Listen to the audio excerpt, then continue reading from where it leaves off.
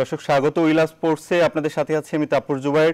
Cricket ফুটবলের পর বাংলাদেশের তৃতীয় জনপ্রিয় খেলা হকি নির্বাচন করা নাড়ছে দরজায়। একই সঙ্গে এগিয়ে এসেছে দেশের মাটিতে দ্বিতীয় এশিয়া কাপ হকির আয়োজনও। মাঠে বসছে ফ্লাড লাইট। আর এসব কিছু নিয়ে আজকের উইলা স্পোর্টসে আলোচনা হবে। যোগ দিয়েছেন জাতীয় দলের সাবেক অধিনায়ক মেজর শাহাবুদ্দিন চাকলাদার ও সাবেক খেলোয়াড় ও বর্তমানে আম্পায়ারের দায়িত্বে থাকা সেলিম রেজা। স্বাগত উইলা স্পোর্টসে, কেমন আছেন আপনারা? সামনে তো একটা হকি নির্বাচন আমরা যাচ্ছি, এটা নিয়ে অনেক ধরনের আলোচনা এবং অনেক ধরনের সংবাদ আমরা পাচ্ছি। যতদূর শোনা যাচ্ছে একটা ঐক্যমতের একটা কমিটি হয়তো আমরা দেখতে যাচ্ছি, এরকম শোনা যাচ্ছে। আসলে কেমন নির্বাচন হওয়া উচিত আর কেমন কমিটি আসলে উঠে আসা উচিত হকির উন্নয়নে? দেখেন, এশিয়া কাপ যেটা হবে অক্টোবরে, এটা দেশের একটা ইমেজ, দেশের একটা ইজ্জত। এর ঠিক এই মুহূর্তে মানে 2-3 মাস আগে যদি একটা টুর্নামেন্ট, একটা এম্পায়ার মানে আর কি একটা ইলেকশন হয়, নির্বাচন হয়, তাহলে দেখা যাবে যে কেউ না কেউ হারবে, সবাই তার জিতবে না। তো যারা হারবে, আমাদের যে টেন্ডেন্সি, আমাদের যে মানসিকতা, তারা সেটা কখনোই মনে প্রাণী স্পোর্টিংলি নেয় না। যার ফলে দেখা যাবে যে ওই যে এশিয়া কাপটা হবে তার উপরে কিছুটা প্রভাব থাকবে। যারাই হারুক তাদের কিছু না কিছু কন্ট্রিবিউশন ডেফিনেটলি থাকবে হকিতে। আর তখন তারা এটা যদি গুটায় নেয়, তখন আমাদের দেশের একটা যে ভাবমূর্তি, এটা নষ্ট হওয়ার অবস্থা দাঁড়ায়। তা আমি মনে করি যে এই যে 4টা মাস অক্টোবরে খেলা, আমরা এভাবে করি না কেন, একটা অ্যাগ্রিক প্যানেল, একটা সমন্বিত প্যানেল করে দেই, আমরা এটা পার করে নেই। তারপরে আমরা যদি মনে করি যে চলা যাবে, চললাম, না চলতে পারলে আমরা নাইলে তখন অন্য ভাবনা নিয়ে একটা ইলেকশনের মতো করা যায়। কারণ মনে রাখতে হবে, এশিয়া কাপ, এই একটা এশিয়া কাপ সমগ্র এশিয়াতে বাংলাদেশে পরিচিত করা হয়েছিল 85-এ। এই এশিয়া কাপের মূল্য আমাদের কাছে আছে। এখনও আমাদের যে টিমটা আছে, ঠিকমতো যদি এটা নার্সিং করা হয়, আমরা আবারও সেই 85-র এশিয়া কাপের মতো পারবো, যে ইয়েস আমরা পারি। আমার মনে হয় শুধু একটা ইলেকশনের একটা ঝামেলা হুজ্জতে না গিয়ে সবাই মিলে সম্মিলিতভাবে আগায় গিয়ে we can do better then anybody else, যে আমরা পারি। আচ্ছা, আমরা নির্বাচনী আরো কথা বলবো আপনার সাথে। সেলিম রেজা, একটা কমিটি তো ছিল এবং এই কমিটির আন্ডারে কিন্তু ফ্লাড লাইটও বসতে যাচ্ছে বা এশিয়া কাপটাও আমাদের এখানে হচ্ছে। এই যে কমিটিটা ছিল বা এখনো আছে, তাদেরকে কিভাবে মূল্যায়ন করবেন? না, এখন যে বর্তমান যে কমিটি আছে, তারা যেভাবে এগোচ্ছে, আশা করি যে এশিয়া কাপের আগে ফ্লাড লাইট বা যে কোনো যে সমস্যাগুলো আছে ওনারা সুন্দরভাবে শেষ করতে পারবে। এটা আমার মানে আশা যে এরা পারবে, এতে কোথাও কোনো সমস্যা হওয়ার কোনো সম্ভাবনা নাই। শাহাবুদ্দিন চাকলাদার ভাই, আপনার কাছে আবারও জানতে চাইব, সাধারণ সম্পাদক নির্বাচনের পদে নির্বাচনে তো বেশ কয়েকজনকে আসলে তৎপর দেখা যাচ্ছে। এখানে আসলে কেমন প্রতিদ্বন্দ্বিতা আশা করেন আর কাকে উঠে আসা উচিত হকির প্রয়োজনে, বা আপনি যেভাবে মূল্যায়ন করতে চান? আমি ঠিক এভাবে বলবো না, আমি নাম তিনটাও বলে দিই। এখানে খাজা রহমতুল্লাহ আছেন, এখানে রশিদ শিকদার আছেন, এখানে সাজ্জেদ আদেল আছেন। তিনজনই হকির সাথে সম্পৃক্ত। আপনি যেভাবে এখন মূল্যায়ন, আমি কখনোই বলবো না যে কে আসবে কে জিতবে, কারণ আমাদের 86 জন কাউন্সিলর আছে। এই 86 জন কাউন্সিলরই ভোট দিয়ে নির্বাচিত করবে। তার মধ্যে 46 জন আছে জেলা পর্যায়ের, জেলা বিভাগ থেকে 46 জন, আপনার premier league, second division league, third division league, এই মিলে আছে 31 জন। বাদ বাকি আছে আপনার হলো গিয়া ওই যে ঢাকা বোর্ড, 4টা আছে সার্ভিসেস, এই মিলে সব মিলে 86 জন। তো যারা ভোটার তারা জানে কাকে দিবে। আমি মনে করি যে 3 জনেরই কন্ট্রিবিউশন আছে। আপনি রহমতুল্লাহ জাতীয় দলে খেলেছেন, সাধারণ সম্পাদকও ছিলেন, এবং ওই যে যার জন্য সাদেক ভাইয়ের আসতে হলো, উনি আমাদের ক্রীড়াঙ্গনে ডেফিনেটলি সে বটগাছ একটা, সে আসতে হলো ক্রীড়াঙ্গনটা বাঁচাতে। যে একটা চেয়ার নিয়ে রহমতুল্লাহর সাথে বাজাবাজি হয়ে গেল যে না এ থাকলে আমরা আসবো না, এ থাকলে দুটো দল ভালো হয়ে গেল। তারপর ক্লাব, কথা হলো যে ক্লাবের কথার চেয়ে বড় কথা হলো যখনই খেলা হবে না তার প্রভাব পড়ে প্লেয়ারদের উপরে। প্লেয়াররা টাকা পায় না, সংসার চলে না। আমরা এমনই দেখেছি যে প্লেয়াররা ছোটখাটো দোকানে চাকরি নিয়েছে সংসার চালানোর জন্য। আমার এখানে সাথে আরেকটা মিলাই দেই, যখন কথাটা উঠলোই চাকরির, আমাদের একটা জাতীয় ক্রীড়া পরিষদ আছে, 700-র উপরে কর্মকর্তা কর্মচারী চাকরি করেন এখানে, 700-র উপরে। সেখানে কি 20% কোটা থাকতে পারে না প্লেয়ারদের জন্য? কেন নাই? কিসের জন্য নাই? এরা হোল ওয়ার্ল্ডে কিন্তু জাতীয় ক্রীড়া পরিষদ নাই। ক্রীড়া মন্ত্রণালয়, তারপরে ফেডারেশনস। বাট এখানে দেখা যাচ্ছে ক্রীড়া মন্ত্রণালয়, জাতীয় ক্রীড়া পরিষদ, তারপরে ফেডারেশনস। এবং এই যে জাতীয় ক্রীড়া পরিষদ, এদের কাজটা কি?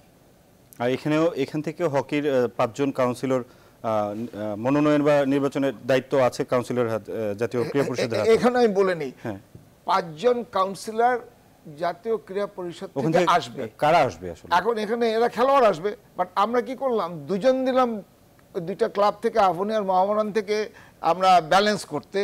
এও রাগ না হয়, ও রাগ না হয়, আদর করে থাক, আরামে থাক। আর 3 জন নিয়ে নিলাম স্পন্সর। তুমি স্পন্সর নেওয়ানের কে? এটা তো যে সাধারণ সম্পাদক হবে তার ডিসক্রিশনারি পাওয়ার। উনি খুঁজবেন কার চেয়ে স্পন্সর আনতে পারলে আমার ফেডারেশনটা বেনিফিটেড হবে। আমাদের একটা কথা বলে নিই আপনাকে, যে ফুটবল একটা ফেডারেশন আছে, ক্রিকেট একটা ফেডারেশন আছে। এখানে যদি সভাপতি নির্বাচিত হয়, আমাদের হকিতে কেন চাপায় দেওয়া হবে? হোয়াই? কিসের জন্য? আমরা হকি, ক্রিকেটে, ফুটবল, ক্রিকেটে যে সভাপতি আছে এবং হকিতেও আছে, আমরা এটা নিয়ে আরো আলোচনা করব।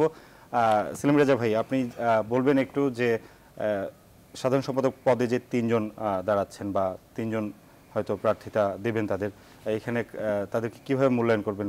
আসলে হকির উন্নয়নটা এখন সবচেয়ে জরুরি। এখন 3 জন যে আছে, এর ভিতরে 2 জন সাবেক জেনারেল সেক্রেটারি ছিল, যেমন সাজিদ আদেল সাবেক জেনারেল সেক্রেটারি, রহমত ভাই সাবেক জেনারেল সেক্রেটারি, এবং রশিদ সিকদার বর্তমান কমিটি ভাইস চেয়ারম্যান, এবং খাজা রহমতুল্লাহ ভাইও এই বর্তমান কমিটির ভাইস চেয়ারম্যান। তবে সংগঠক হিসাবে রশিদ সিকদারও ভালো, খারাপ না, বা সাজিদ ভাই আর রহমত ভাই সাবেক ন্যাশনাল টিমের প্লেয়ার, এবং সে শুধু ন্যাশনাল টিমের প্লেয়ার না, এশিয়া 11 খেলছেন উনি। তবে একজন ভালো স্টুডেন্ট হইলে যে ভালো টিচার হবে এটা কিন্তু বলা যাবে না। রশিদ সিকদার হয়তো উনি অত বড় মাপের হয়তো প্লেয়ার ছিলেন না, বাট উনি একটা বড় ক্লাবের সে জেনারেল সেক্রেটারি, অনেক দিন ধরে সেই ক্লাবটাকে সে সুন্দরভাবে পরিচালনা করে আসছে। সেই হিসাবে সে সংগঠক হিসাবে আমি তাকে কোনোভাবে ছোট করে দেখব না। এর যে কেউ আসলে আমার মনে হয় যদি আন্তরিকতা থাকে এবং সাপোর্ট যদি থাকে, খারাপ করা নাই, ভালো করার সম্ভাবনা আছে যদি সবাই সম্মিলিতভাবে কাজ করে। আমাদের একটা অভ্যাস আছে যে চেয়ারে থাকলে তখন আমরা ওটা ভালোবাসি বলি, কিন্তু যখন চেয়ারের বাইরে যায় তখন কিন্তু আর ওই কথাটা আমাদের ভিতরে থাকে না। চেয়ার নিয়ে যেহেতু কথা হচ্ছে, আমি একটু শাহাবুদ্দিন চাকলাদার ভাই আপনার কাছে জানতে চাইবো যে একটা নির্বাচন হলে দেখা যাবে যে একটা তো প্রতিপক্ষ বলেন বা বিপক্ষ বলেন একটা থেকে যায়, এবং নির্বাচনে একটা পক্ষের জয় হয়, একটা পক্ষের হার হয়। সেক্ষেত্রে আমরা সামনে এশিয়া কাপ, আমরা কি ওই এশিয়া কাপে এটার কোনো প্রভাব পড়তে দেখবো যে একটা পক্ষ নির্বাচিত যারা হয়েছে তারা খুব কর্মকাণ্ডের এগিয়ে থাকলো কার্যক্রমে, আর একটা পক্ষ একবারই নীরব হয়ে গেল, তখন আসলে হকির উন্নয়নটা বাধাগ্রস্ত হবে কিনা? আমি এভাবে বলি আপনাকে, যে ক্রীড়াঙ্গনে যখনই ইলেকশন হয়, আপনি ক্রিকেট বলেন, ফুটবল বলেন, এখন তো এটা হবে আর কি, টাকা ঢালাঢালি হয়। তো যে হারবে বলতে চাচ্ছেন সে কোনো টাকাই ব্যয় করবে না, বাট হেরে গেল, হেরে যাওয়ার পরে তার টাকা ব্যয় হয়েছে, আবার হেরেছেও, 2টা দুঃখ। তারপরে সে মহা খুশিতে যাতে এশিয়া কাপ সফল হয় তার জন্য খুব খাটাখাটি করবে। আপনি এটা কতটুকু বিশ্বাস করেন? আমার মনে হয় এই জন্য যে একটা সমন্বিত প্যানেল করে আমরা এই এশিয়া কাপটা, যেটা আমাদের ইজ্জত, আমাদের এই এশিয়া হকিতে, মানে আমরা যে পারি, আমরা যে একটা হকিতে উঠে আসছি, আমাদের যে মাত্র 2টা টার্ফ আছে, তারপরেও যে আমরা হোল এশিয়াতে ফাইট করে বেড়াচ্ছি, আমার ছেলেরা পারে, আমরা পারি, এটা প্রমাণ করার জন্য এই কর্মকর্তাদের কাদা ছোড়াছুড়িতে না গিয়ে সমন্বিত প্যানেলটা পার করে, মানে এই এশিয়া কাপটা পার করার পরেই হয় তারা চালাতে পারলে চালানো হলে তখন একটা ভাবনা আসুক যে আমরা ইলেকশনে আসি। রাইট, একটা সমন্বিত না হলেও একটা ঐক্যের দিক থেকে একটা হয়তো পুরো কমিটি একটা হতে যাচ্ছে, এরকম শোনা যাচ্ছে আর কি। 1-2টা পদে হয়তো নির্বাচন হবে। তো সেক্ষেত্রে যদি এরকম ঐক্যের একটা প্যানেল আসে বা কমিটি চলে আসে, তাদের কাছ থেকে কি আশা করবেন? হকির উন্নয়নে তারা আসলে কেমন ভূমিকা রাখতে পারবে বা রাখলে হকির উন্নয়ন হবে? আমার মনে হয় এই মুহূর্তে যে অবস্থা চলছে তাতে ইলেকশনের চেয়ে বেটার হবে ঐক্যের প্যানেলটা হয় অতি জরুরি। কারণ সামনে যেটা একটা বড় টুর্নামেন্ট এশিয়া কাপ, এখানে যদি আমাদের টিম ভালো রেজাল্ট করতে পারে সামনে, এবং অনেক টুর্নামেন্টের সুযোগ আসবে বাংলাদেশের জন্য, এই কথাটা চিন্তা করে ঐক্য প্যানেল হইলে আমাদের হকির জন্য খুব ভালো হবে। বিশেষ করে যে ঐক্য প্যানেল সাদিক ভাইয়ের নেতৃত্বে হয়, এবং সাদিক ভাই এমন একটা ব্যক্তি হকিতে বিশেষ করে যে উনি সবার কাছে শ্রদ্ধা। সাদিক ভাই আমাদের প্রোগ্রামেও এসেছিলেন, উনি কিন্তু একটু বলেছেন উনি যে উনি হয়তো আর থাকতে চাচ্ছেন না, একটা নির্বাচন আসুক এটাও উনি চাচ্ছেন না। ঠিক আছে, আপনার এশিয়া কাপ আমরা নির্বাচনে যাই, তার আগে এই পর্যন্ত যদি এশিয়া কাপ পর্যন্ত আমরা সাদিক ভাইয়ের নেতৃত্বে, সাদিক ভাই হচ্ছে অনেক সিনিয়র মানুষ, উনি হকির স্বার্থে বা ওনাকে যদি সবাই মিলে আমরা এই সময়টুকু ওনাকে আমরা রাখতে পারি এবং ওনাকে যারা এখন বর্তমানে সাপোর্ট দিয়ে যাচ্ছে ওনারা যদি থাকে, আমি মনে করি আশা করি আমাদের এশিয়া কাপও ভালো হবে এবং পরবর্তীতে আসলে সত্যি কথা বলতে স্পোর্টসে যদি গণতন্ত্রের কথা বলেন তাহলে আমি বলবো যে এখানে একটু হবে, কারণ এখানে এমন কিছু লোক আছে কাউন্সিল হিসেবে আসে যারা স্পোর্টস সম্বন্ধে অত একটাই না, হকি সম্বন্ধে অত একটাই না, বাট ওই একটা টিম চালাচ্ছে ওই হিসাবে একটা কাউন্সিলর হিসাবে আইসাই গেল। কিন্তু ঐক্যের একটা প্যানেল হয়, তার যারা সত্যিকারের সংগঠক, যাদের দ্বারা হকি লাভবান হবে, হকি যাদের দেওয়া সামনের দিকে আগানোর সম্ভাবনা, আমার মনে ঐক্যের প্যানেলের এইটাই হবে, এইটাই আমার জন্য মানে হকির জন্য। কাউন্সিলর নিয়ে কথা হচ্ছে, আপনি বলছিলেন যে ক্রীড়া পরিষদের হাতে যে 5টা কাউন্সিলর দেওয়ার একটা দায়িত্ব রয়েছে, ওখান থেকে 3জন অন্তত এরকম শোনা যাচ্ছে যে তারা স্পন্সর হিসেবে আসছে। সেক্ষেত্রে ওখান থেকে স্পন্সর হিসেবে আসলে কি কোনো উন্নতি না হয়, কি কোনো ক্ষতি হওয়ার কথা সম্ভাবনা হলো আছে? যে এটা তো চাপিয়ে দেওয়া, তাদের ইচ্ছে অনুযায়ী 3জন স্পন্সর দিল, তারা কি কোন দুনিয়ার কি ধরনের তাদের মেন্টালিটি, কোন জিনিসটা তারা আগায় দিতে পারবে, এটা যিনি এত কষ্ট করে সাধারণ সম্পাদক হলেন, যিনি হবেন তারই ডিসক্রিশনারি পাওয়ারটা থাকা উচিত যে আমি বেছে নিব একে একে একে, যে এদের মাধ্যমে আমি আমাদের সবচেয়ে বড় অভাবটা কোথায়? আমাদের সবচেয়ে বড় অভাবটা হলো অ্যাস্ট্রোটার্ফের। আমাদের কৃত্রিম যে ঘাসের মাঠ আমাদের মাত্র 2টা আছে, পাকিস্তানে নাই করে গিয়ে দেখেন 25-30টা আছে, ইন্ডিয়াতে 50-60টা আছে, আর ইউরোপিয়ান কান্ট্রি তো এক একটা দেশের 250, 300, 400 করে অ্যাস্ট্রোটার্ফই আছে। বাট এত কম অ্যাস্ট্রোটার্ফ নিয়ে কিন্তু আমরা ভালোই ফাইট করে যাচ্ছি। অ্যাস্ট্রোটার্ফ আর ঘাসের মাঠের তফাৎটাও দেখে নেন, আপনি যখন ঘাসের মাঠে খেলবেন আপনি দৌড়াবেন অন টো, আপনি যখন অ্যাস্ট্রোটার্ফে খেলবেন ইজ লাইক এ কার্পেট, আপনি দৌড়বেন ফ্ল্যাট ফুটেড দৌড়াতে গেলে আপনার কাপ মাসেলে চাপ লাগবে। যাদের কোমরের নিচে শক্তি অনেক বেশি, ইউরোপিয়ান কান্ট্রিজ, তারা দেখেন এভাবে আগায় গেল। Physically fitness is the first priority. পাকিস্তানের মতো এরা শক্তিশালী দেশগুলো পিছিয়ে গেছে, because physical fitness the first priority যখন আমরা অ্যাস্ট্রোটার্ফে খেলতে হবে। আমাদের এখানে বলি, এখন হারুন কোচ আসছেন এবং আমি আগে বহুবার কথাটা বলেছি যে আমাদের দেশের কোচদের প্রাধান্য দেওয়া হোক। আপনার আমরা কোচের আলোচনাটাও করব। আমি এখানে ফাঁকে একটু কথা বলে নিই যে কতদিন আগে মালয়েশিয়া হারায় দিল ইন্ডিয়াকে, একটাই কারণ, আপনি খেলাটা যদি দেখে থাকেন, আলটিমেটলি 2 গোলে হারার পরে আবারও 2 গোল ইন্ডিয়া শোধ দিয়েছিল, তারপর তারা স্ট্যামিনাতে দাঁড়াতে পারেনি মালয়েশিয়ার সাথে, সমানে তারা স্পিডের উপরে খেলে গেছে। দ্যাটস মিন আপনার fitness is the first priority. এত বড় খেলায় নিজের প্রাধান্য ধরে রাখতে হবে। রাইট, যেটা বলা হচ্ছিল যে কাউন্সিলররা একটা নির্বাচন আসলে কাউন্সিলরদের অনেক গুরুত্ব এসে যায়, আসলে কি কাউন্সিলররা অতটুকু গুরুত্ব পাওয়ার যোগ্যতা রাখে কিনা? তাদের বিভিন্ন দলকে দেখেছি আমরা, জাতীয় চ্যাম্পিয়নশিপে অংশ নিয়েছে, কেউ 20 গোল খেয়েছে, কেউ 25, কেউ 30 গোল খেয়েছে সেনাবাহিনী নৌবাহিনীর মতো শক্ত দলগুলোর কাছে। কাউন্সিলররা কি শুধু কাউন্সিলরশিপ টিকিয়ে রাখার জন্য এরকম দল নিয়ে আসে, নাকি তারা সত্যিকারেরই সংগঠক? এটা সত্যি কথা বলতে গেলে এই ব্যাপারটা যখন আসবে কাউন্সিলের ব্যাপারে, তখন ডিস্ট্রিক্টগুলো যখন আসে, এদের শর্ট নোটিশে এরা টিমগুলো নিয়ে ঢাকাতে আসে এবং আসে ওখানে ঘাসের মাঠে ওরা প্র্যাকটিস করে। ওদের প্র্যাকটিসের সেরকম সুবিধাও থাকে না, ঢাকা এসে খেলে তারা টার্পে। এটা ওদের জাস্ট একটা বছর 4 বছরে 2টা টুর্নামেন্ট ওদের খেলতে হয়, একটা হলো সিনিয়র অথবা জুনিয়র, যে কোনো 2টা টুর্নামেন্ট খেলে ওরা কাউন্সিলরশিপ পেয়ে যায়। এটা হলো আদার ডিস্ট্রিক্টের জন্য, ডিস্ট্রিক্ট কাউন্সিলরের জন্য। বিশেষ করে ঢাকা যারা premier, first division, second division, আপনার হাতে গোনা কয়েকটা টিম আছে যারা কোচ রাখে প্রিমিয়ারে, এবং ফার্স্ট ডিভিশন তো রেয়ার 2-1টা টিম কোচ রাখে, সেকেন্ড ডিভিশন নাই বললেই চলে। কিন্তু এই ক্ষেত্রে যেমন আমাদের অনেক প্লেয়াররা রুলস সম্বন্ধে জানিই না, এবং রুলসটা এই গাইডলাইন্সটা দেয় কোচ। যদি একটা কোচ যদি না থাকে টিমে, সেই টিমটা কিভাবে হইতে পারে? কোনো রকম জাস্ট ওই সেকেন্ড ডিভিশন আমি যেটা দেখছি, আমি অনেক দিন ধরে খেলছি এবং আম্পায়ারিং করতেছি, এখনো করছি, জাস্ট কোনো রকম ডাইকে একটা টিম নামাই দেয় জাস্ট কাউন্সিলরটা করার জন্য। পার্টিসিপেট করলাম, কাউন্সিলর হব, ইলেকশনের সময় আমি একটা সাইড নেব, হবে, তখন আমার একটা কদর বাড়বে, এরও টেন্ডেন্সি, আর কিছু না। আর কোনোভাবে ফেডারেশনের মেম্বার যদি হতে পারি, এটা তার একটাই।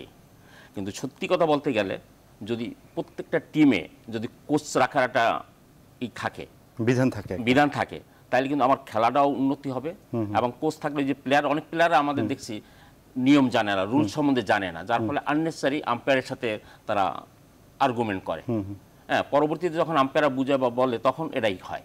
কিন্তু এইটা যে একটা প্রত্যেকটা টিমে যদি একটা কোচের, আমাদের অনেক সিনিয়র মানে সাবেক ন্যাশনাল টিমের প্লেয়ার আছে, এদেরকে যদি ফার্স্ট ডিভিশনের প্রত্যেকটা টিমে, প্রিমিয়ারের প্রত্যেকটা টিমে এবং সেকেন্ড ডিভিশনে যদি এইভাবেই করা হয়, তাহলে কিন্তু আমাদের হকিটা হবে কি, প্লেয়াররা রুল সম্বন্ধে জানলো, তাইলে ওরাও খেলতেও সুবিধা হবে, আম্পায়ারদের সাথেও তাদের ওই ক্লাসটা হবে না, এবং খেলার উন্নতি ঘটলো।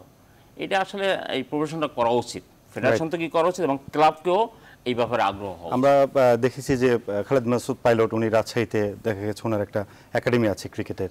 তো এরকম হকির যে খেলোয়াড়রা বা যারা অভিজ্ঞ আপনাদের মতো, তাদের কি উচিত না তাদের যে বিভিন্ন রুট যেখানে তাদের বা জেলাগুলোতে তারা হকিটাকে আসলে আরো বেশি মানে মানুষের কাছে পৌঁছে দেওয়া, বা যারা হকি খেলছে এখন তারা আসলে হকির নিয়মগুলো জানুক, তারা হকির এখন কতটুকু স্পিড লাগবে, স্ট্যামিনা লাগবে, বা টেকনিকটা এখন যে বদলেছে সবকিছু জানার অধিকার তো তাদেরও আছে, যারা এখন এই জাতীয় লিগে খেলছে, এসে 25 গোল খাচ্ছে, 30 গোল খাচ্ছে। আমি ওই যে আপনি একাডেমির কথা বললেন, কথা হলো ক্রিকেটের একাডেমি করা যায়, কারণ যিনি করছেন তার পিছনে ওই বৃত্তটা রয়েছে, ওই টাকার শক্তিটা রয়েছে, অনেকের আগ্রহ আছে হকিতে, আগ্রহের সাথে আপনি একাডেমি করতে গেলে টাকার মেলাতেই হবে। হকিতে আপনি যে একাডেমি করতে যাবেন, সেই টাকাটা কোথায় যে করবে, অনেকেরই ইন্টারেস্ট আছে, অনেকেই চেষ্টা করে, বাট ওই একাডেমিটা করতে গেলে আপনি চিন্তা করে দেখেন, আমাদের বিকেএসপি সরকার দ্বারা পরিচালিত, আমাদের বহু বিত্তবান আছেন, তারা কি একটা এই ধরনের একটা ক্রিয়া শিক্ষা প্রতিষ্ঠান করার চিন্তা ভাবনা করেছেন? করেননি, কারণ ওই চিন্তাটাই আমাদের মধ্যে নাই। সো একজন ব্যক্তিগত উদ্যোগে যদি একটা একাডেমি হকিতে করতে চায়, একটা প্রত্যেকের একটা স্টিক্স দিতে হবে, তারপর তাদের জন্য এই ঘাসের মাঠে অ্যাস্ট্রোটাফ করার মানে একাডেমি করার কোনো বেনিফিট নাই, তার একটা অ্যাস্ট্রোটাফের প্রয়োজন যদি আধুনিকতা চান। এই টাকাগুলো কোথা থেকে আসবে?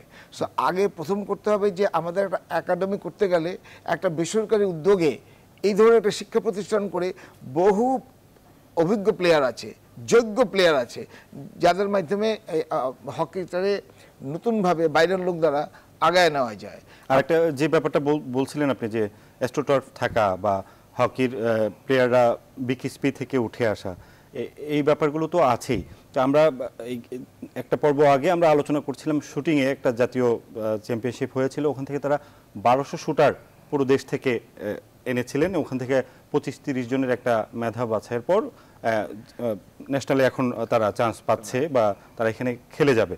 তো হকিতে এটা সম্ভব কিনা, বিকেএসপির বাইরে আসলে চলে আসা বা বিকেএসপির বাইরে থেকেও মেধা নিয়ে আসা? আমরা দেখেছি রাঙামাটির মতো মানে জেলা অনেক ভালো হকি প্লেয়ার ছিল বা এখনো আছে, তারা এসে একটা পর্যায় পর্যন্ত ঢাকায় খেলে যাচ্ছে, পরে গিয়ে দেখা যাচ্ছে তারা আইদার কাজকর্মে লেগে যাচ্ছে কিংবা ফুটবল খেলছে, ক্রিকেট খেলছে, হকিতে ওখানে গিয়ে আর খেলতে পারছে না। কেন এরকম হচ্ছে? হকির প্রতি ভালোবাসাটা কি কম?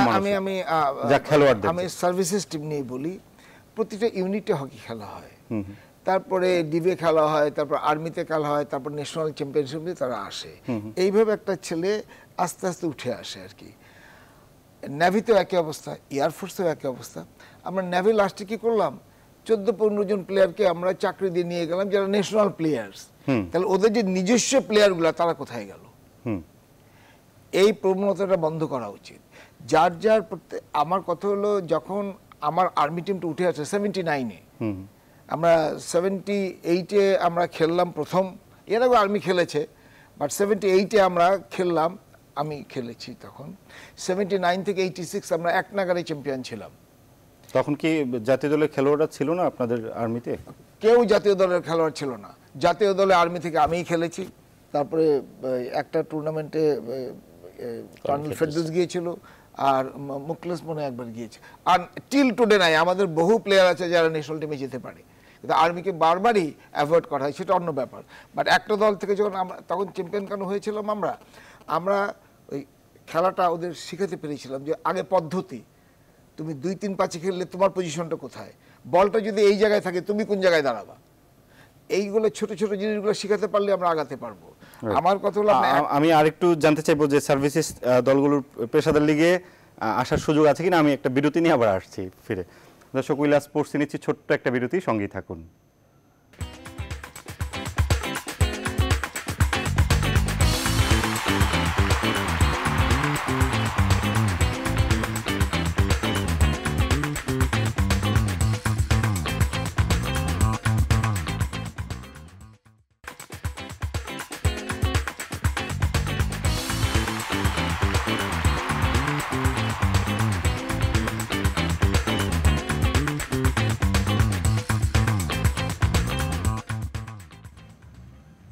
বিরতির পর আবারও স্বাগত উইলা স্পোর্টসে। দর্শক, বার্ষিক কর্মসম্পাদন চুক্তি অনুষ্ঠানে বক্তব্য রাখছেন মাননীয় প্রধানমন্ত্রী শেখ হাসিনা ওনার কার্যালয়ে। আমরা সরাসরি চলে যাচ্ছি সেখানে।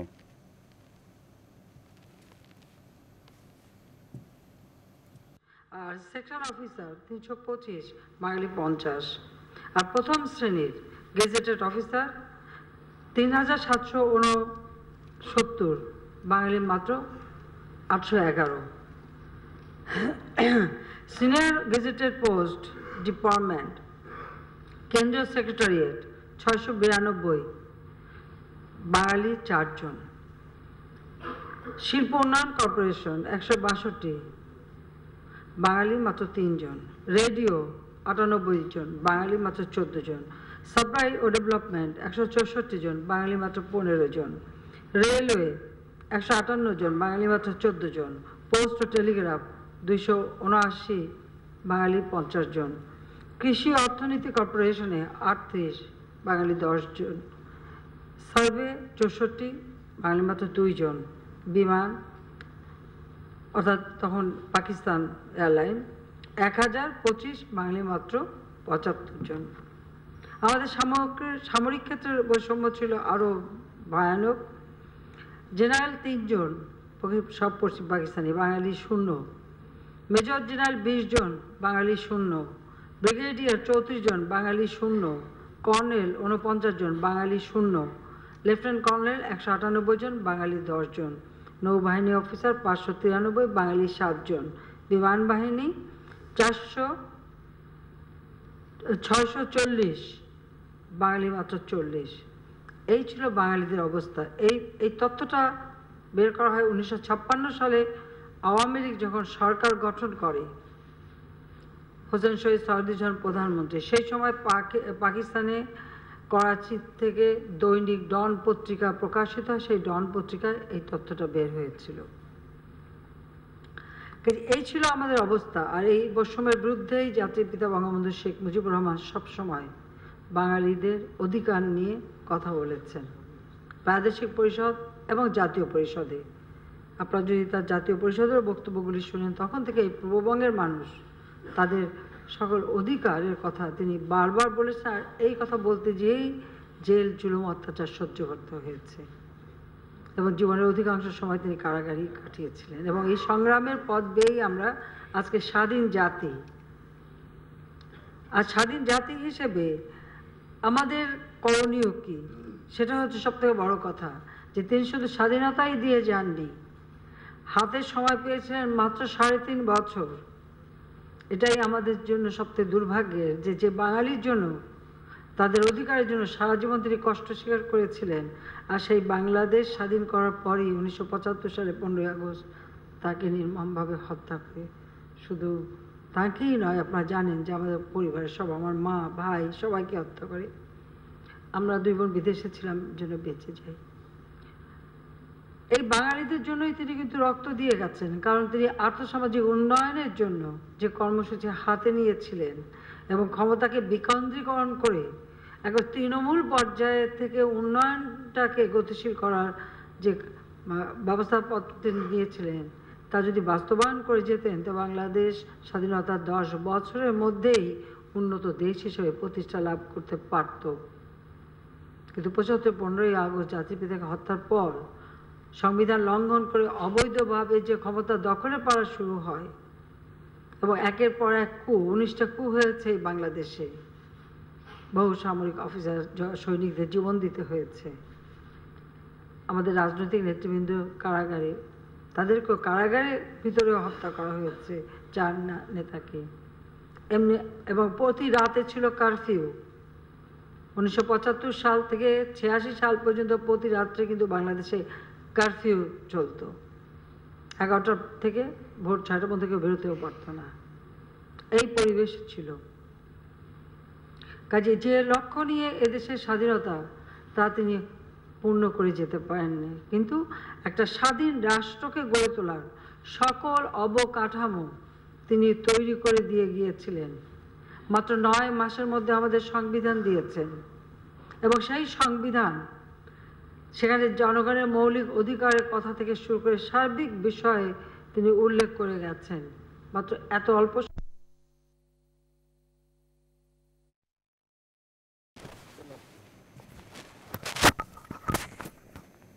দর্শক, এতক্ষণ আমরা শুনছিলাম মাননীয় প্রধানমন্ত্রী কার্যালয় থেকে বার্ষিক কর্ম সম্পাদন চুক্তি অনুষ্ঠানে বক্তব্য রাখছিলেন তিনি। আমরা আবারও আলোচনায় চলে যাচ্ছি, হকি নিয়ে কথা বলছি আমরা। সেলিম রাজা ভাই, আপনার কাছে জানতে চাইবো, আপনি তো টার্ফেও খেলেছেন, ঘাসেও খেলেছেন, তো দুই জায়গায় খেলার একটা অভিজ্ঞতা থাকে, ওইটা কেমন ছিল? আর এখন যারা টার্ফে খেলছে তাদেরকে আসলে আরো কতটুকু স্কিলফুল হওয়া উচিত ভারত পাকিস্তানের মতো দলগুলোকে কম্পিট করতে হলে? সত্যি কথা বলতে গেলে ঘাসের মাঠে খেলা টার্ফে খেলা অনেক ডিফারেন্স। টার্ফে খেলতে হলে আপনার কাপ মাসেলে আপনার পেশি শক্তিটা খুব বেশি প্রয়োজন হয় এবং পাওয়ারের খেলা। ঘাসে যেমন আগে একটা সময় ছিল সারা ওয়ার্ল্ড ডমিনেট করতো পাকিস্তান, ভারত ইন্ডিভিজুয়াল স্কিলের উপরে তখন খেলতো। এখন খেলাটা হচ্ছে দলগত এবং এখানে খুব পাওয়ারের খেলা। টার্ফে খেলতে হলে আপনাকে ফিজিক্যাল ফিটনেস খুব ভালো হতে হবে। এবং দেখেন এই রিসেন্টলি এই ওয়ার্ল্ড লিগ রাউন্ড 2 এই ফাইনাল রাউন্ডে যেটা মালয়েশিয়া দেখাই দিল যে ইন্ডিয়ার মতো টিমকে, কোরিয়ার মতো টিমকে হারিয়েছে তারা। ডিউ টু তারা কিন্তু ফিজিক্যালি অতই না, বাট ফিটনেসে তারা এত ভালো, রিসেন্টলি তারা এত ইমপ্রুভ করছে যার পরিপ্রেক্ষিতে তারা কিন্তু মালয়েশিয়া, কোরিয়ার টিমকে হারাইছে এবং ইন্ডিয়ার মতো টিমকে হারিয়ে তারা ভালো রেজাল্ট করছে।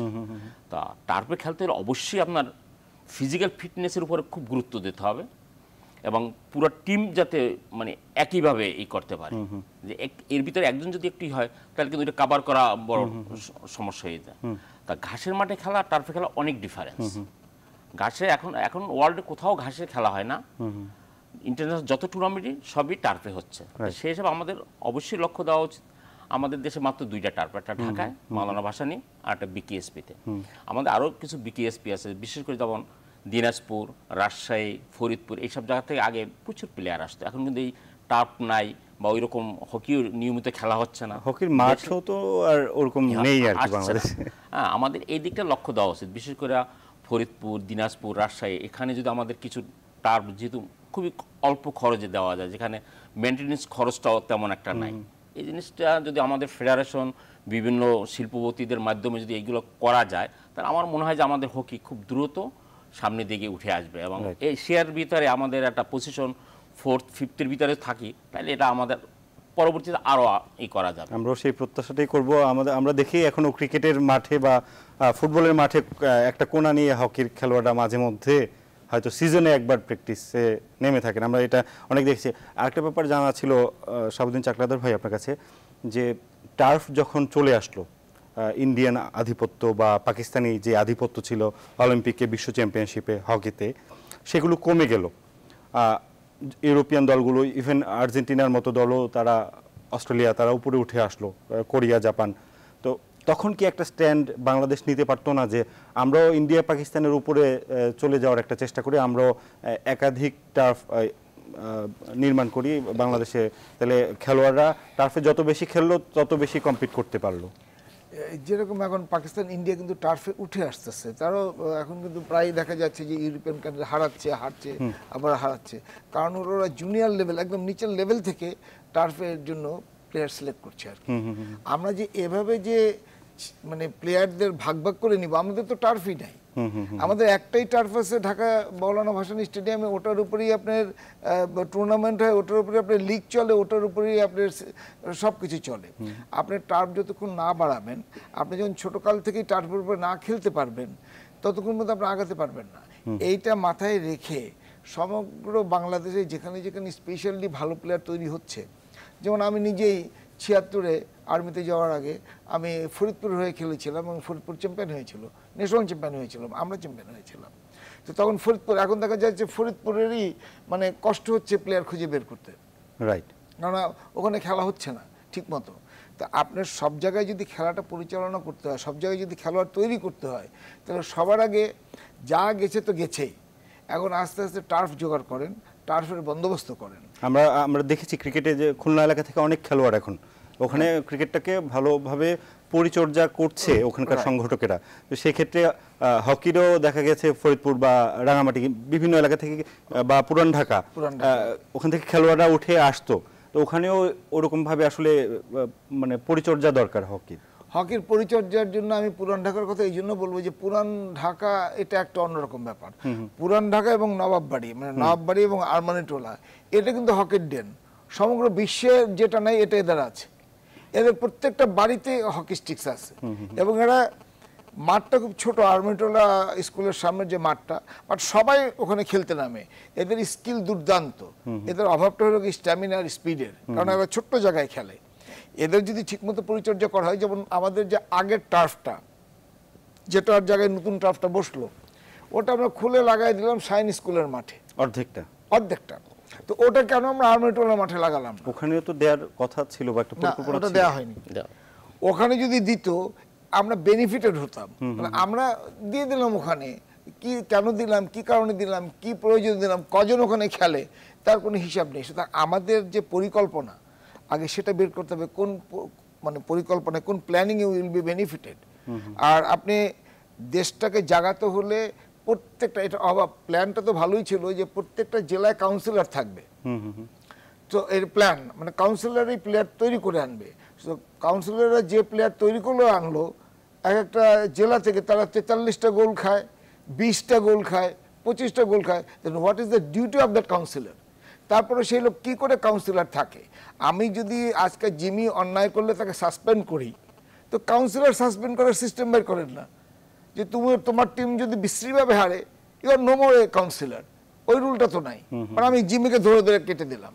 আমি বলি যে প্লেয়ারদের যেভাবে শাস্তি দেওয়া হয় অন্যায় করলে, বা আমরা যাচ্ছি প্লেয়ার থেকে বেনিফিট, প্লেয়ার থেকে আউটকাম, যারা এই আউটকামে ব্যর্থ, আপনি 3 গোল খান না অ্যাকসেপ্টেড, 4 গোল খান না অ্যাকসেপ্টেড, সেখানটা পাকিস্তান 7 গোল খেয়েছে অ্যাকসেপ্টেড, বাট 43 গোল অস্বাভাবিক।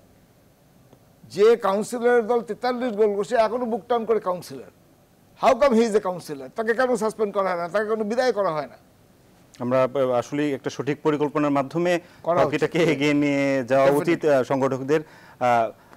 আমরা একটু এখন আমাদের সম্ভাবনা নিয়ে কথা বলি। আপনি তো মালয়েশিয়াতে গিয়ে আম্পায়ারিং, সিঙ্গাপুরে গিয়ে আম্পায়ারিং এর উপর একটা আম্পায়ারিং করে এসছেন। তো ওখানকার আবহাওয়াটা কেমন হকির? আর ওখানকার হকিও তো আস্তে আস্তে উঠে আসছে, মালয়েশিয়া তো অনেক দূরে এগিয়ে গেল, সিঙ্গাপুরও ভালো হকি খেলে থাকে এখন।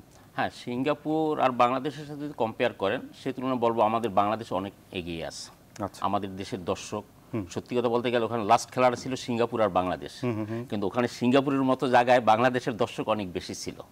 মানে আমাদের বাঙালি সাপোর্টাররা আসলে খেলাকে অনেক ভালোবাসে, এবং ওখানে দেখাই দিয়েছে যে সিঙ্গাপুরের মাঠে সিঙ্গাপুরের সাথে খেলা বাংলাদেশের দর্শক বেশি হয়েছে। তো সে তুলনায় আমাদের বাংলাদেশ স্পোর্টসে অনেক আগানো, আমাদের দর্শকরা খেলাধুলার প্রতি অনেক আগ্রহী। সেইটা যদি আমরা কাজে লাগাইতে পারি, তাহলে আমাদের হকি খুব তাড়াতাড়ি সামনের দিকে চলে আসবে, এতে কোনো সন্দেহ নেই। কিন্তু সেটা পরিকল্পনার অভাব এবং সংগঠকের একটা সবাই সম্মিলিতভাবে কাজ করতে হবে। কিন্তু আমরা যখনই দেখি ক্ষমতায় যখন চেয়ারে আসি, তখন আমরা লাভার হই, যেই চেয়ার থেকে সরে যায় তখন আর ওই ভালোবাসাটা থাকে না। এইটা আমাদেরকেই করতে হবে। এইটা করতে হলে ওই যে আপনি ইলেকশনের সাথে বেটার হবে আপনার সম্মিলিত একটা কমিটি করলে, তাইলে হবে কি এই দূরত্বটা থাকবে না। যারা জেনুইন সংগঠক তারা তখন এই ইতে চলে আসবে, তখন কাজ করার সুযোগ হবে। দর্শক নিয়ে যেহেতু কথাই হচ্ছে, আপনি 85-তে বাংলাদেশে যে প্রথম কোনো এশিয়া কাপ বা এশীয় টুর্নামেন্ট, ওই এশিয়া কাপ তো বাংলাদেশ দলে আপনি নেতৃত্ব দিয়েছিলেন। তখন তো আপনি ছবিও দেখিয়েছেন আমাদেরকে যে হাজারো দর্শক ছিল মাঠে। এখন তো মাঠের এমন অনেকগুলো গেট আছে যেগুলো মনে হয় 8-10 বছর ধরে খোলা হয় না। কেন এরকম হচ্ছে? আমি এটা একটু বুঝিয়ে বলি। তখনকার মানসিকতাটা কিভাবে আমরা প্লেয়াররা পরিবর্তন করেছি দেখায়। আমাদের তখন রাখা হয়েছিল হোটেল পূর্বানীতে, নিয়ার টু স্টেডিয়াম। তা আমরা ওখানে একটা গাড়ি নিয়ে মাঠে ঢুকবো, পুলিশ আটকায় দিল, বাংলাদেশ দল হেঁটে যাও। তা আমরা হেঁটে মেইন গেট দিয়ে ঢুকবো, দেখি ইরানের সাথে খেলা ছিল। ইরান দল দেখলাম আমরা গাড়ি করে নেমে ওরা স্টেডিয়ামে ঢুকছে, আর আমরা হেঁটে আসলাম ওই মাঠ থেকে আর কি। তো খেলাতে আমরা 3 গোলে জিতলাম, আরও গোল হতো, কিসমত গোল দিতে পারতো, টিসা দিতে পারতো, বাট জুম্মুল লুসাই অলরেডি 2টা গোল করে দিয়েছে। তা আমরা চাচ্ছিলাম যে জুম্মুল হ্যাট্রিক করুক। তা এই দেখার পরেই দর্শক বলতে এরা তো পারে, ইয়েস এরা পারে। তারপর দেখা গেল যে আমাদের খেলায় গেট খুলে দিতে হয়েছে মাঠের পাশে বসার জন্য, বঙ্গবন্ধু স্টেডিয়াম ভরা।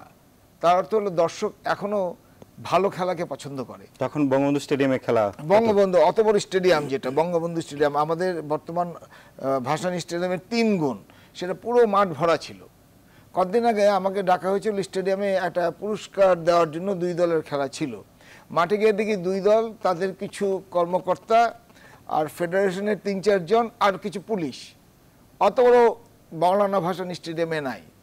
অভাবটা কিন্তু প্লেয়ারদের না, অভাবটা হলো অর্গানাইজারদের। তারা আমরা যে পারি, আমাদের যে টুর্নামেন্ট, আমাদের খেলা তো টুর্নামেন্ট হয়ই না, নেক টু নেক ফাইটের টুর্নামেন্ট নাই।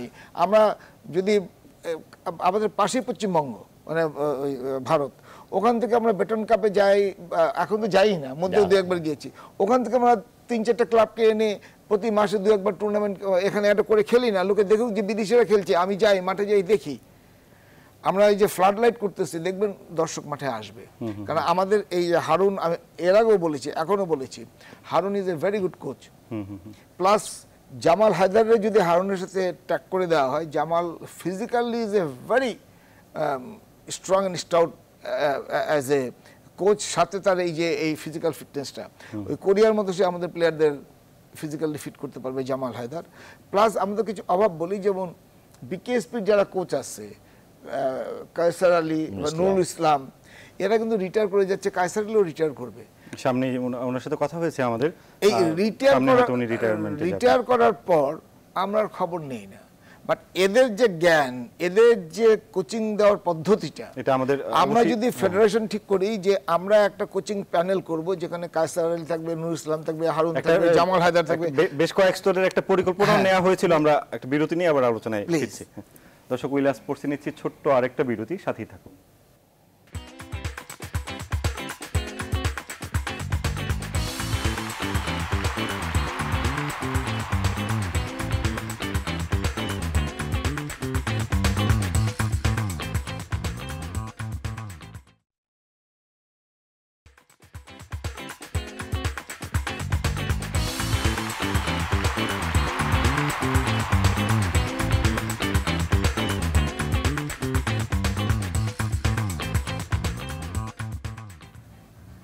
আবারও স্বাগত। উইলাস স্পোর্টসে আমরা কথা বলছি বাংলাদেশ হকির যে সামনে নির্বাচন সেটি নিয়ে, এবং সামনে এশিয়া কাপ হকি টুর্নামেন্ট রয়েছে বাংলাদেশের মাটিতে, সেটি নিয়েও আলোচনা চলছে। আমাদের সঙ্গে আছেন শাহাবুদ্দিন চাকলাদার এবং সেলিম রেজা, সাবেক 2 হকি খেলোয়াড়। আমরা আবার আলোচনায় ফিরি। আপনি যেটা বলছিলেন যে কোচেস, বাংলাদেশের কোচদেরকে মূল্যায়ন করা, আমরা কিন্তু একটা বেশ কয়েক স্তরের একটা পরিকল্পনা নেওয়া হয়েছিল। আমরা এটা ওই সংবাদ সম্মেলনে ছিলাম এবং কিছু কাজও আমরা দেখেছিলাম। পিটার গেরহার্ট ছিলেন একজন টেকনিক্যাল ডিরেক্টর, আবার অলিভার কাসকে আমরা কোচ নিয়োগ দিয়েছিলাম। ওই কোচিং প্যানেলে কিন্তু মাহবুব ভাইও ছিলেন, ওনারা সবাই মিলিয়ে একটা আসলে কোচিং প্যানেল হয়েছিল। ওইটা তো এখন আর আসলে নেই, ভেঙে গেছে। আমরা অনেক পরিকল্পনা করি আর কি, মানে আমি যদি এভাবে বলি যে একটা মেয়ে খুব সাজগুজ করে তারপর বোরখা পরে বের হলো, তাহলে এত সাজগুজ করে সময় নষ্ট করলাম কেন? আমরা এত পরিকল্পনা করার পরে নিয়ে আসলাম পিটার কার্ডেসকে, তারপরে আবার তাকে ফেরত পাঠিয়ে দিলাম, সেই আবার সেই ব্যাক টু হারুন। তা হারুনকে আমরা প্রথম থেকে, এটা হয় কি, একটা প্লেয়ারের উপরে, একটা কোচের উপরে কিছুটা মানসিক চাপও পড়ে যে আমি এত বেটার রেজাল্ট করে দেওয়ার পরে 2 দিন পর আমার পরিবর্তন। কিছুদিন আগে নাভেদ আলম এসেছিলেন হয়তো পাকিস্তান থেকে। নাভেদ আলম আসছিলেন, এবং নাভেদ আলম যখন দেখলেন যে সে হারুনের মতো রেজাল্ট দিতে পারবে না, তখন বিভিন্ন রকম অজুহাত তৈরি করে প্লেয়ারদের উপরে ব্লেম দিয়ে তারপর উনি ফল ব্যাক টু পাকিস্তান। এই জিনিসগুলো আমাদের ঘটে, আমরা নিজেদের মূল্যায়নটা কম করি। আমি এভাবে বলি যে নিজেদের মূল্যায়নটা কম করি। আমরা পারি।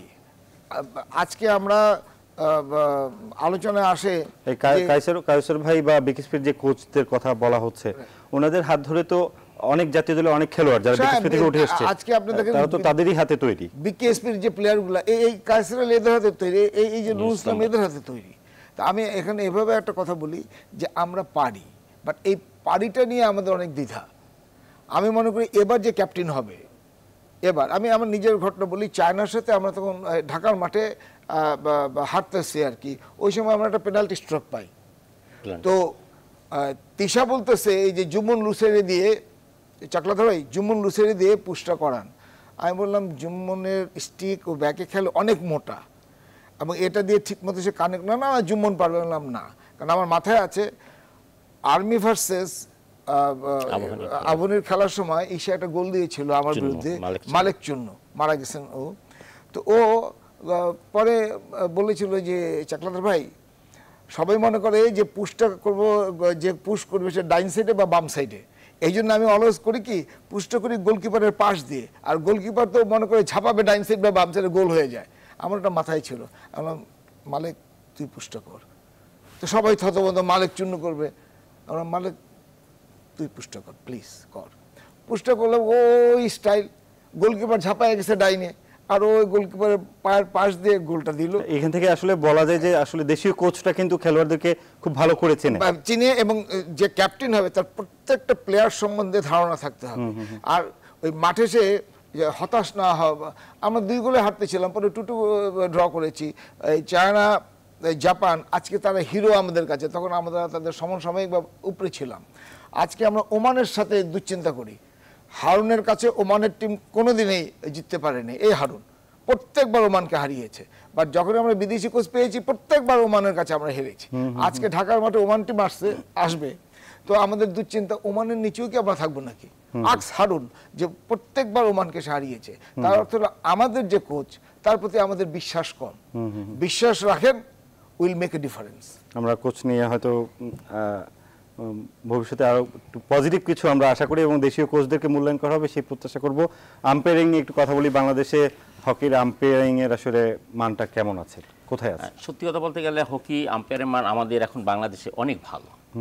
যেখানে আমাদের আম্পায়ার সেলিম লাকি এখন বর্তমানে ভালো অবস্থানে আছে, এবং শাহবাজ, এবং লাস্ট এই যে ভারত পাকিস্তান এশিয়া গেমসে ফাইনাল ম্যাচ সেলিম লাকি করছে, এবং সেলিম লাকি রিসেন্টলি আবার একটা নিউট্রাল আম্পায়ার হিসাবে যাচ্ছে। শাহবাজ আছে, আবার আরও যে আম্পায়াররা আছে। এখন বর্তমানে বাংলাদেশের আম্পায়ার মান যথেষ্ট ভালো, কিন্তু এটা ফেডারেশন যে লাস্ট যে উদ্যোগ নিয়েছে সাদিক ভাই, আমি বলব প্রশংসনীয়। সাদিক ভাইকে ধন্যবাদ দেওয়া উচিত এই জন্য যে মালয়েশিয়া থেকে 2 টার্মে কোর্স করাই নিয়ে আসছে, একবার সেলিম লাকি আর একবার রনিকে, আবার লাস্ট এই কিছুদিন আগে 3 জনকে কোর্স করাই নিয়ে আসছে।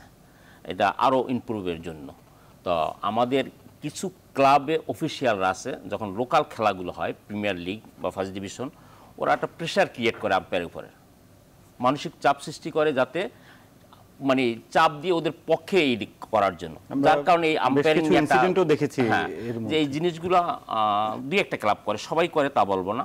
এই জিনিসগুলো যদি ফেডারেশন বন্ধ করতে পারে, আমি মনে করবো বাংলাদেশের আম্পায়ার যথেষ্ট ভালো। এবং লোকাল লিগ কেন, এই প্রিমিয়ারে শুধু ফরেন আম্পায়ার আনা হয়, বাট সবচেয়ে বড় টুর্নামেন্ট ন্যাশনাল চ্যাম্পিয়নশিপ সেটা লোকাল আম্পায়ার করতেছে, যে কোনো টুর্নামেন্ট লোকাল আম্পায়ার করতেছে। প্রিমিয়ারের জন্য কেন আমরা ফরেন আম্পায়ার আনবো? কোনো প্রয়োজন নেই। যদি আমাদের ফেডারেশন এবং ক্লাবগুলো যদি এই প্রিমিয়ার লিগ শুরুর আগে সব ক্লাবের কোচ এবং ম্যানেজারকে নিয়ে যদি বসে, আর ক্যাপ্টেন আর আম্পায়াররা ডিসকাশন করুক, রুলস নিয়ে আলোচনা করুক, তখন দেখবেন এটা ইজি হয়ে যাবে। এই উদ্যোগটা যদি ফেডারেশন নেয় ক্লাবের সাথে, তাহলে আমি মনে করি ফরেন আম্পায়ার আমাদের দেশে আর প্রয়োজন নেই, কারণ আমাদের আম্পায়ার এখন যথেষ্ট ভালো, যথেষ্ট মানসম্মত আম্পায়ার। আমরা ফ্লাড লাইট দেখতে যাচ্ছি হয়তো খুব শীঘ্রই, এশিয়া কাপের আগে ফ্লাড লাইট বসে যাচ্ছে। ফ্লাড লাইটের আলোতে বাংলাদেশ কেমন খেলতে পারবে এবং বাংলাদেশ দলটার কেমন প্রস্তুতি চলছে বলে মনে করেন? হাতে 4 মাস সময়, অনেক বড় সময়। যদি আমরা এখন থেকেই, যেটা আমি বারবারই বলি, যে অপোনেন্টস টিমটা যারা খেলবে ওদের ভিডিওগুলো কালেক্ট করা হোক, তাদের পদ্ধতিটা দেখা হোক, তারপর আমরা আমাদের পদ্ধতিটা সাজাই। এবং হারুন যথেষ্ট অভিজ্ঞ। আর আমার ব্যক্তিগত মত হলো যে আমরা যদি 4-3-3-তে খেলি, মানে 4টা ডিফেন্ডার, 3টা মিডফিল্ডার, 3টা ফরওয়ার্ড, তাহলে বেনিফিট থাকবে যে এই যে 4টা যে উইং ব্যাক 2টা, এটাকে তারাও যেতে পারতেছে।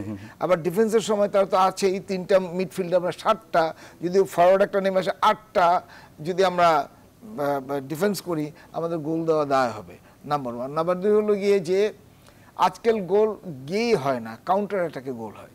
সো এটা মাথায় রাখতে হবে যে আমরা যখন অ্যাটাকে যাব তখন আমাদের পিছনে খালি থাকবে। ওরা হয়তো ইচ্ছা করেই চাবে যে অ্যাটাকটা আসুক, to make a gap in the আমাদের পিছনটায় Counter defense। হ্যাঁ, ডিফেন্সে। সো এইটা মাথায় রাখতে হবে যে অ্যাটাক মানেই যে আমরা হয় অ্যাটাকটা ফিনিশ হোক, অথবা অ্যাটাকটা যখনই কাউন্টার হবে তার আগে আমরা আমাদের যাতে ডিফেন্সটা ঠিক রাখতে পারি, যাতে আমরা স্কোরটা না খাই। সো আর ফ্লাড লাইটটা কোনো চেঞ্জের কিছু নাই। এখানে দুটো বেনিফিট, একটা হলো যে আমি যেটা মনে করি আর কি, যে যদি অনেক রাতে খেলা হয় তাহলে যারা রিজার্ভ বেঞ্চে বসা থাকবে তাদের জন্য হয়তো বেশি কুল হয়ে যাবে পরিবেশটা। এই জন্য যারা রিজার্ভ বেঞ্চে থাকবে, তাদের কোচ থাকবে, ট্রেনার থাকবে, তারা জানবে কিভাবে ওয়ার্ম আপ করে ঠিক রাখতে হয়। আর দর্শক এই জন্যই আসবে, কিছু মনে করেন না, নতুনত্বের প্রতি আমাদের একটা ঝোঁক আছে। যখনই দেখবে যে ফ্লাড লাইট হচ্ছে, খেলা হচ্ছে, বিদেশিরা খেলতেছে, আমরা খেলতেছি, চলো না দেখে আসি খেলাটা, তাই হয়তো আমাদের দর্শক কিছু বাড়বে। সে প্রত্যাশাই করবো। সেলিম রাজা ভাই, আপনার কাছে জানতে চাইবো, আম্পায়ার হিসেবে তো মাঠে থেকে খেলোয়াড়দের খেলাটা দেখে থাকেন এবং নিজে জাতীয় দলের খেলোয়াড় ছিলেন, বাংলাদেশের এই দলটা সামনে এশিয়া কাপে কেমন করতে পারে? আমার বিশ্বাস যদি যেভাবে হারুনের বিগত কোচিংয়ে যে রেজাল্ট, সেই হিসেবে বর্তমান আবার হারুন দায়িত্ব নিয়েছে। আর বর্তমান যে টিমটা আছে, টিমটা যথেষ্ট ইয়াং, এবং আমার বিশ্বাস যে হারুনের নেতৃত্বে টিমটা ভালো রেজাল্ট করবে। শাহাবুদ্দিন চাকলাদার ভাই, আপনার কাছে জানতে চাইবো যে এই দলটা এখনো হয়তো তারা ক্যাম্পে আছে বা অনুশীলন করছে, সেই জায়গা থেকে সামনে নির্বাচনের কারণে কি দলটার উপর গুরুত্বটা কম দেয়া হবে কিনা, আর সেক্ষেত্রে শুধুই অনুশীলন বা ক্যাম্প করে কি লাভ হবে কিনা, কোনো বিদেশি দলকে কি এনে 3টা বা 5টা ম্যাচের সিরিজ খেলা যায়? আমার তো মনে হয় যে বিদেশি দল আইনে প্র্যাকটিস করানো উচিত, নিজেদেরও আমরা বাংলাদেশ দলটাও 2-1বার বাইরে গিয়ে খেলানো উচিত। নাম্বার 2, যেটা আমি একটা অনুরোধ রাখবো আর কি, ফ্লাড লাইটেও গিয়ে খেলে আসা উচিত। আর অনুরোধ রাখবো যে যাই হয়ে গেছে কিনা, জিমির সাসপেনশনটা উইথড্র করে তাকে টিমে ঢুকানো হবে, এটা দলের জন্য প্রয়োজন। এবং কারণ জিমির জন্য এই জন্য বলি যে দলে তার হয়তো ক্যাপ্টেন্সি আমরা শাস্তি হিসেবে বাদ দিয়ে অন্য কেউকে করি, বাট জিমির যেমন আজকে ইন্ডিয়ান দলের ক্রিকেট ক্যাপ্টেন হলো কোহলি, বাট ধোনি এখনো আছে এবং ধোনির বুদ্ধিতেই চলতেছে এটা পেপারে। সো এরকম যদি মাঠে জিমি থাকে, অভিজ্ঞদেরকে মূল্যায়ন করা, জিমি গাইড করতে পারবে টিমটাকে সুন্দর, এবং আমার মনে হয় জিমিকে আনা উচিত, সাসপেনশনটা উইথড্র করে। আমি অনুরোধটা রাখতে চাচ্ছি। 85 এশিয়া কাপে বাংলাদেশের পারফরমেন্স কেমন ছিল, আর সেই তুলনায় এখন কতটুকু প্রত্যাশা করছেন? শেষ প্রশ্ন ছোট করে। 85-র কথা যদি বলি তাইলে বলতে হবে যে ইয়েস, 85-তেই বাংলাদেশের হকি যে আছে একটা খেলা, সমগ্র বাংলাদেশ পরিচিত হয়েছিল, সেটা আমরাই করেছিলাম। আর এইটা মাথায় রয়েছে সবার। এবং তারপরে আবার এশিয়া কাপ, একই কাপ, সেকেন্ড এশিয়া কাপের এই এশিয়া কাপটা হচ্ছে। সো আজকালকার প্লেয়াররা যারা, ওদের মধ্যে একটা ইগো থাকে, ওদের মধ্যে একটা সেই একটা আছে, ফাইটিং স্পিরিট আছে, যে চাকলাদারের যে 85-র দল, ওদের চেয়ে আমরা বেটার করব, তার অর্থ ইনশাআল্লাহ উই ক্যান ডু বেটার। আমরাও সেই প্রত্যাশাই করি এবং আমরা হকির উত্তরোত্তর সমৃদ্ধি কামনা করছি। আজকে এখানেই শেষ করতে হচ্ছে।